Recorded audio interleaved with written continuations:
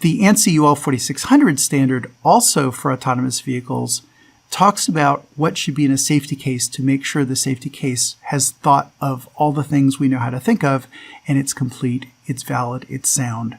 It's really about how to make sure your safety case has all the did you think of that kind of things in it. It also includes SPIs as a direct measurement of a safety case claim failure. So the idea is you have a safety case that has a claim. I think we're safe because some reason. I think we avoid hitting pedestrians because reason.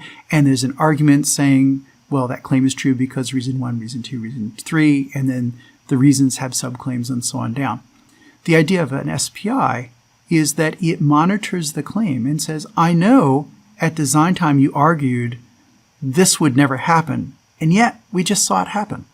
And so the SPI is the we just saw it happen data feed that falsifies the claim. It says, well, that claim, we thought it was true, but we just observed it was false. And I'm using the word falsification in the sense of a scientific method, like black swans. All swans are white. Oh, there's a black one. We just falsified that claim. In this case, it's more, we said we'd be 1 meter away from pedestrians, and we were just 90 centimeters away. Does that mean you hit the pedestrian? No. Does it mean you had a crash? No. But it means that you thought that would never happen, and it did. So something's wrong with your safety case. It's not that their system acted overtly dangerously, but rather you now have evidence that your safety case has a problem and you should fix that before you do have a crash.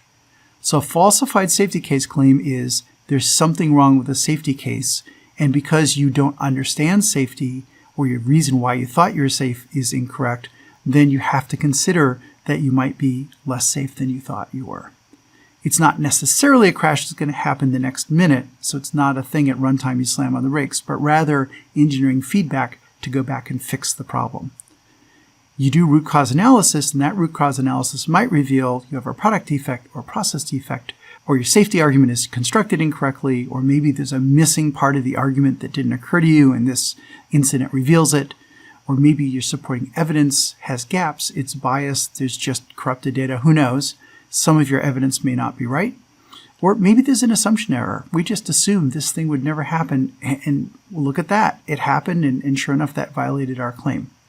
So the idea with SPIs is to look for the quality of the safety case itself, starting at road testing and going throughout the life cycle.